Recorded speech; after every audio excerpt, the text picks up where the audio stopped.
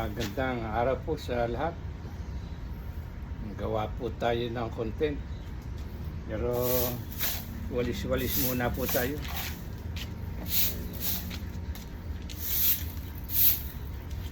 Magandang gumalaw po kapag may gagawin ka at malinis ang iyong kapaligiran. Malinis na kapaligiran, malinis din ang kaisipan. At kapag may gagawin ka, maganda ang kalalabasan. Iba talaga yung epekto ng malinis na kapaligiran.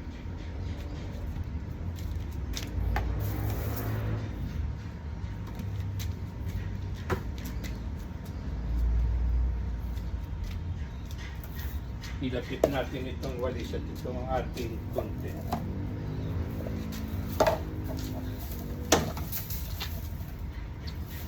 Parang excited ako sa gagawin ko.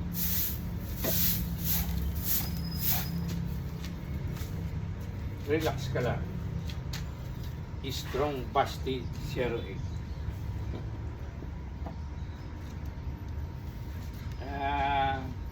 Hindi pa rin po matapos-tapos yung paksa tungkol sa korupsyon.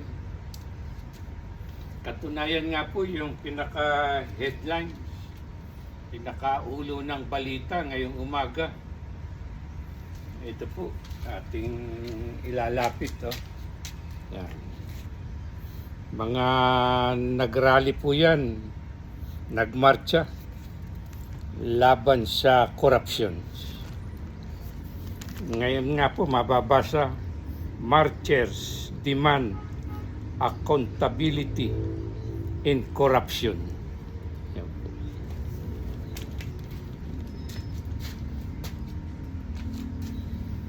Maganda po yung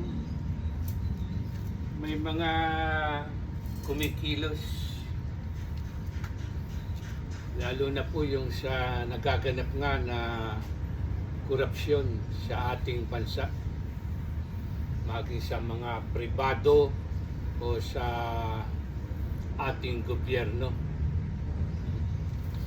Lapit-lapit po muna natin ito ng kaunti itong ating yan.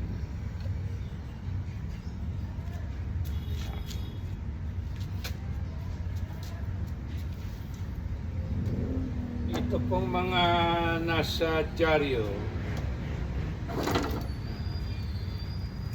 na mga nagmarcha na tumutuligsa sa mga maging pribado o sa tanggapan ng ating pamahalaan.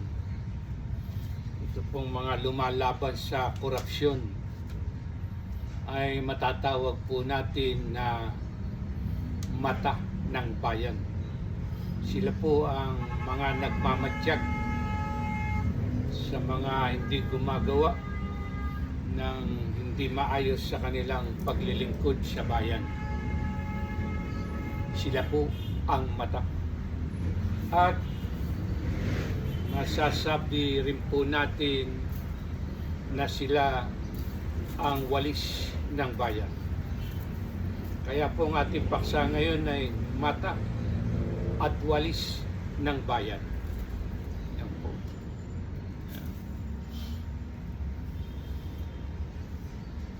Kailangan po natin ang mga kababayan natin na nagbabantay sa mga nagaganap sa ating bansa. Nagsisilbing mata at walis ng bayan. Upang yung mga may balak na gumawa ng hindi maayos sa kanilang paglilingkod ay mag-isip-isip, mapigilan sila sa kanilang lisya na gagawin. Dahil alam nila may mga mata na at walis na nagmamadyag sa kanilang kapaligiran.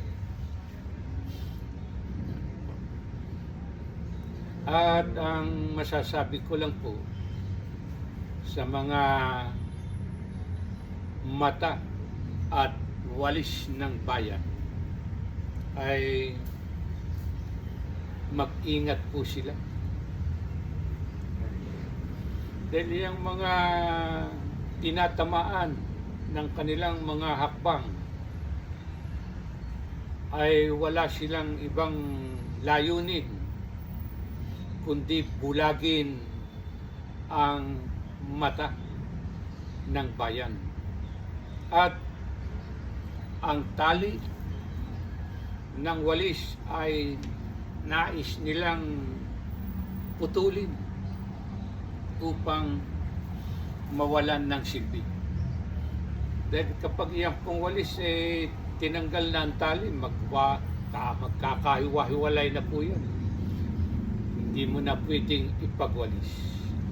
Kaya po sa mga nagmamadyag, mga matang nagmamasid at walis na gustong linisin ang ating pamahalaan, ay inuulit ko ay magkaroon din po ng pag-iingat. Dahil ang mata ay nais na bulagin at ang walis ay putulin o lagutin ang tali para wala ng magawang lakas. At kahanga-hanga ang ating mga kababayan na nangunguna, nagsasagawa ng mga pagmumartsa, rally, protesta upang ipaalam sa bayan na ang isang nanunungkulan na hindi gagawa ng ayos ay may mga mata at walis na nagmamadyag sa kanila at walis na nais na burahin sila. Noon pong mga unang panahon ay may isa pong lingkod bayan at siya po ay napa-assign sa isang tanggapan ng pamahalaan na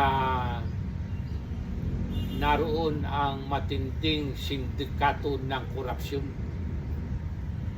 at siya po ay tinawag na Cesar sa pangalan niyang Cesar. At nang siya po ay unang araw na pumasok sa tanggapang yun, ang dala po niya ay walis tulad po ng hawak ko nito. Dahil ang sabi niya, wawalisin ko ang hindi gumagawa ng tapat sa kanilang tungkulin sa aking nasasakupan. At yun nga po ang ginawa niya. At nang matapos po ang kanyang paglilingkod ay nagpatuloy pa rin po siya sa paglilingkod sa bayan. At nagbalik po siya sa bayang kanyang tinubuhan sa Zamboanga. At dala pa rin po niya ang walis, ang kanyang advokasya na maglingkod ng tapat sa bayan. Kaya lang man po, pauna ko nga kanina, mag-ingat dahil yung mga nais maglingkod ng may katapatan ay nais na burahin at itulad sa walis na putulin ang kanyang tali. At yan nga po ang naganap sa tinatawag na Cesar Climaco ng Zamboanga. At sa kanyang matapat na paglilingkod ay ang buhay niya ang naging kapalit. Kaya po ingat-ingat po tayo upang hindi tayo tumahak sa landas na tinawag ng isang alamat sa matapat na paglilingkod sa bayan. Cesar Climaco. Isa kang alamat at pagsaludo sa iyong naging buhay na may katapatan. Sana ang walis nito ang magwalis sa mga lingkod bayan na walang katapatan sa kanilang paglilingkod. At salamat po sa araw nito. At tulad po ng dati, subscribe po kayo sa aking YouTube channel at sa aking Facebook page.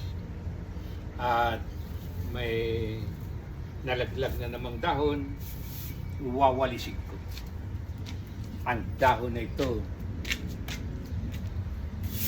ay ang hindi dapat na maglilingkod ng bayan. At ang dapat sa kanila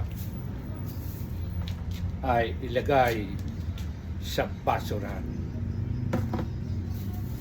upang hindi na makadamay ng iba pang may matapat na paglilingkod sa bayan. Salamat.